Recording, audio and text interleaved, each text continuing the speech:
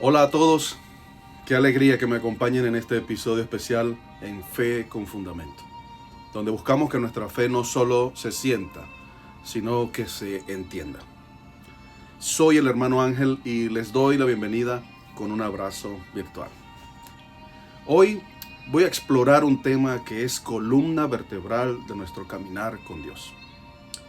A veces el mundo nos dice que creer es dar un salto al vacío, es cerrar los ojos y esperar lo mejor. Pero, ¿sabes algo? La Biblia nos dice todo lo contrario. Nuestra fe tiene pies, tiene fundamento y tiene una voz clara. A veces también pensamos que para tener la fe hay que apagar el cerebro de alguna manera, pero quiero comenzar recordándoles la historia de C.S. Lewis. Él era un ateo convencido, era un profesor brillante que pensaba que el cristianismo era un mito más. Sin embargo, al investigar honestamente se dio cuenta de que la evidencia era abrumadora. Él decía que su conversión no fue un sentimiento emocional, sino que el sentido común le obligó a rendirse ante Dios. Y como Luis, hoy descubriremos que nuestra fe no es un salto al vacío, sino un paso hacia la luz. Basándome en la primera carta de Pedro, capítulo 3, versículo 15, que nos manda a estar siempre listos para presentar defensa ante todo el que nos demande razón de nuestra esperanza, hoy titulé este episodio especial Una fe verdadera, razonable y relevante. En la primera carta de Pedro, que les mencioné, capítulo 3, versículo 15, dice así: sino santificad a Dios el Señor en vuestros corazones y estad siempre preparados para presentar defensa con mansedumbre y reverencia ante todo el que os demande razón de la esperanza que hay en vosotros.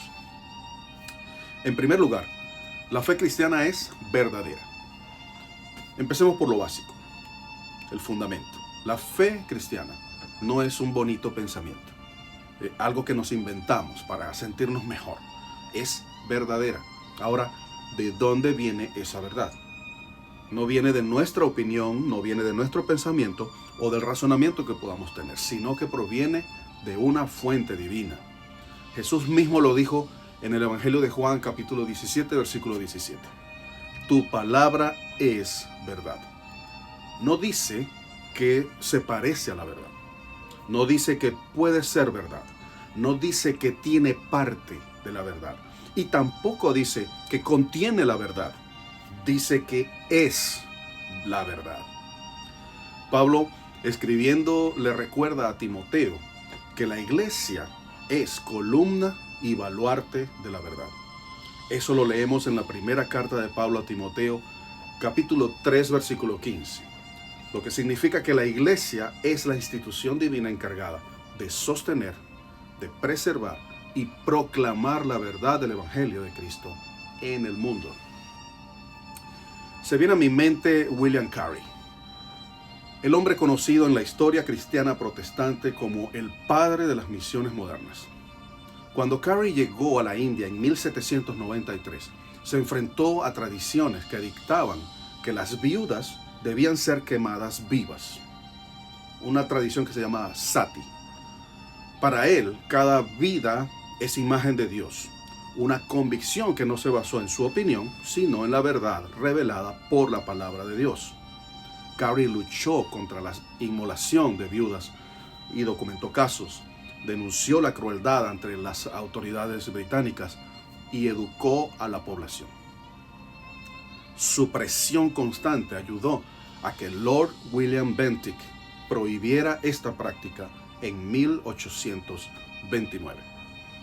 De esta manera se protegió la vida de muchísimas mujeres en la India.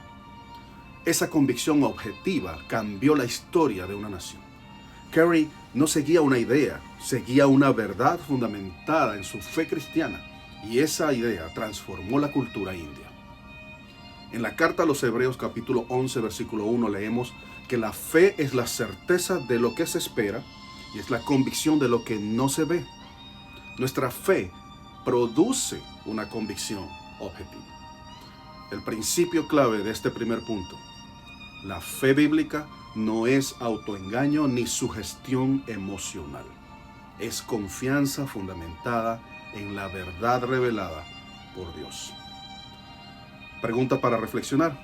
¿En qué fundamento descansa hoy tu fe? ¿En tu opinión que cambia con el clima o en la verdad revelada de Dios que permanece para siempre? En segundo lugar, la fe cristiana es razonable. Hay un mito por ahí que dice que para ser cristiano hay que dejar el cerebro en la puerta de la iglesia. Nada más lejos de la realidad. Dios nos invita a usar el entendimiento. En el libro de Isaías, capítulo 1, versículo 18, Dios nos dice: venid luego y estemos a cuenta. Es una invitación al razonamiento.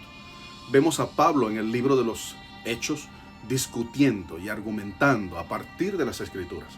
Eso lo podemos leer en el capítulo 17, versículos 2 y 3, donde dice: y Pablo, como acostumbraba, fue a ellos y por 3 días de reposo, 3 semanas, discutió con ellos, declarando y exponiendo por medio de las Escrituras que era necesario que el Cristo padeciese y resucitase de los muertos.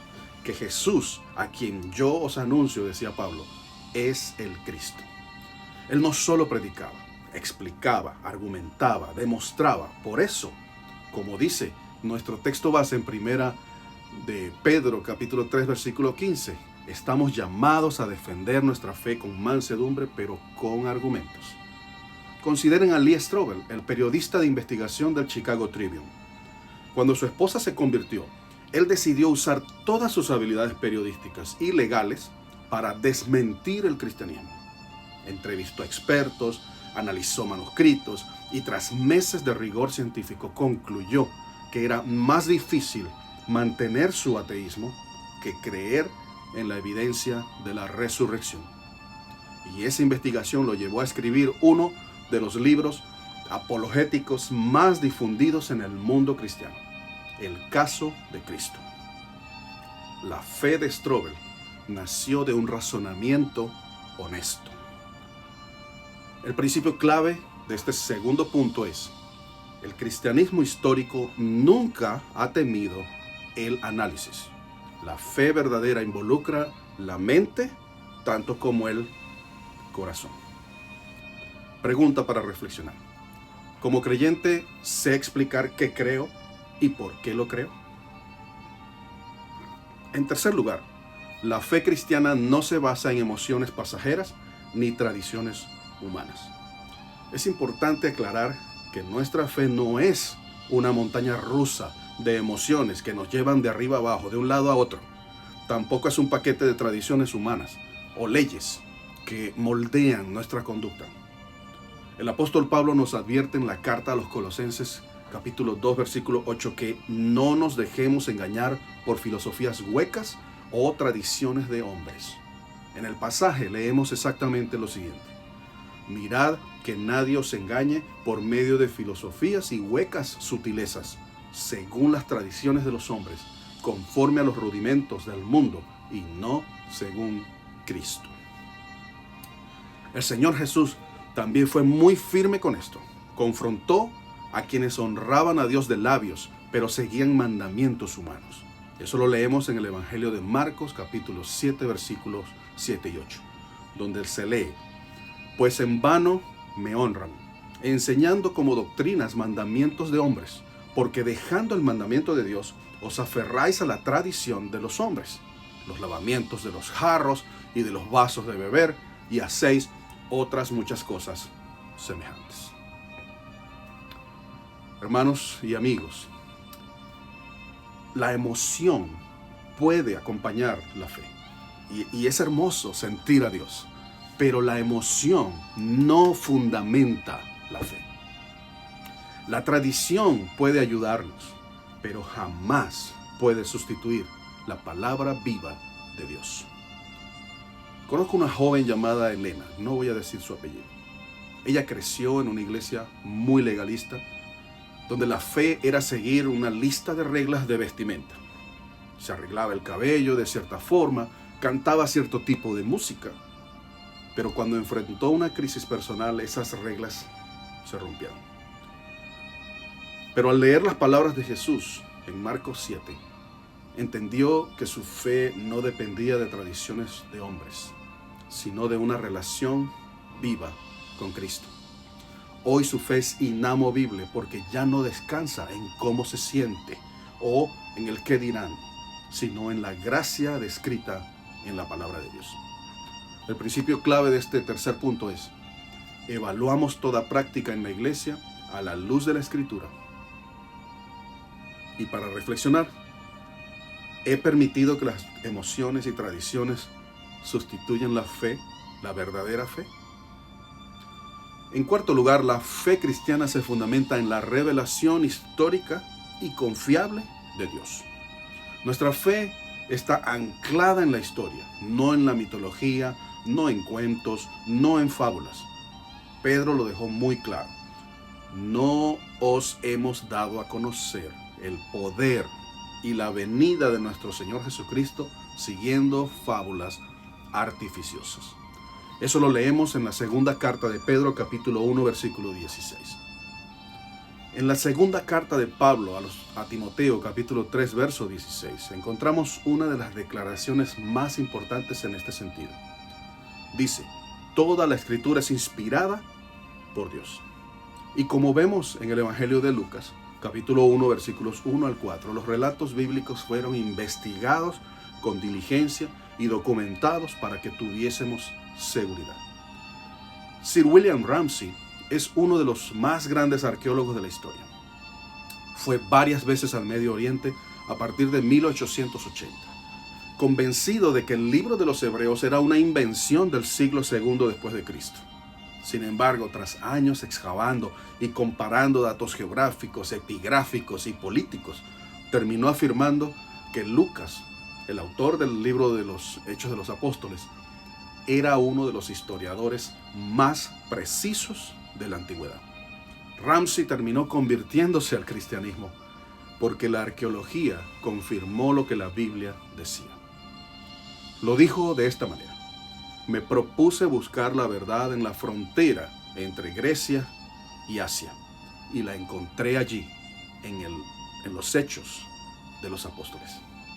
El principio clave aquí del cuarto punto es: el cristianismo se sostiene sobre eventos verificables, la encarnación, la muerte y resurrección de Jesucristo. Para que reflexiones, ¿cuál es el fundamento de tu fe? En quinto y último lugar, el ministerio del Espíritu Santo. La fe cristiana es confirmada, pero no hablamos solo de libros, hablamos de fe. No es como un examen de historia. Esta fe es vivificante porque el Espíritu Santo la confirma en nosotros al tomar la verdad histórica y convirtiéndola en una realidad que transforma el corazón. Él es quien nos guía a toda la verdad, según Juan 16:13. Además, el Espíritu Santo da testimonio a nuestro espíritu de que somos hijos de Dios. Y eso lo leemos en Romanos 8:16. Y nos ayuda a comprender lo que Dios nos ha concedido.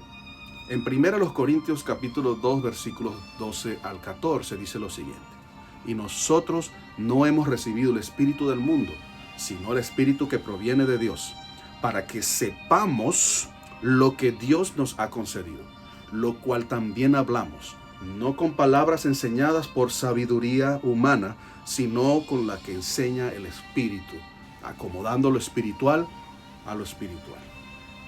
Pero el hombre natural no percibe las cosas que son del Espíritu de Dios, porque para él son locura, y no las puede entender, porque se han de discernir espiritualmente. Hace poco hablé con Andrés, un hombre que pasó años estudiando teología de una manera fría, calculada. Sabía todos los datos, conocía la historia, pero su vida estaba seca. Me contó que un día, mientras oraba, el Espíritu Santo iluminó su comprensión, y lo que era solo información se convirtió en adoración. Él me dijo: antes sabía sobre Dios, ahora conozco a Dios. Esa es la obra del Espíritu. Pasar la verdad de la mente al corazón. El principio clave aquí este quinto punto, es que la fe no es solo información histórica, es transformación interna por la obra del Espíritu Santo. Para reflexionar, ¿cómo el Espíritu Santo está iluminando mi mente y mi corazón? Concluyendo, queridos hermanos y amigos, puedo afirmar que podemos caminar firmes porque nuestra fe es verdadera, ya que nos conecta con la realidad de Dios. Es razonable, porque no le teme a las preguntas difíciles. Es histórica, porque está anclada en hechos reales y verificables. Es vivificante, porque se basa en una relación real guiada por el Espíritu Santo de Dios. No tengas miedo de dudar, porque las respuestas están ahí en la palabra de Dios. No tengas miedo de preguntar, porque la verdad tiene un solo nombre: Jesús. Oremos. Padre eterno, gracias por tu Espíritu que nos guía. Gracias porque eres bueno y fiel en guardar nuestra fe. Gracias porque nos guías en todo momento a la verdad tuya. En el nombre de Jesús. Amén. Si aún no te has unido a nuestra comunidad, te invito a hacerlo a través de Instagram o YouTube. Y si quieres ser miembro exclusivo apoyando económicamente este ministerio y disfrutando de varios beneficios adicionales, visita patreon.com/fe con fundamento y únete. Tu fe y la de otros te lo agradecerán. Y recuerda, dale me gusta a las publicaciones que hago, activa notificaciones para no perderte nada y haz todos los comentarios que puedas. Eso ayuda muchísimo para poder llegar a muchas más personas. No me queda más que pedir al Creador, al Altísimo, que les bendiga abundantemente. Nos escuchamos pronto en otro episodio de Fe con Fundamento. Hasta la próxima. Gracias por acompañarme y que tengas un día lleno de su verdad.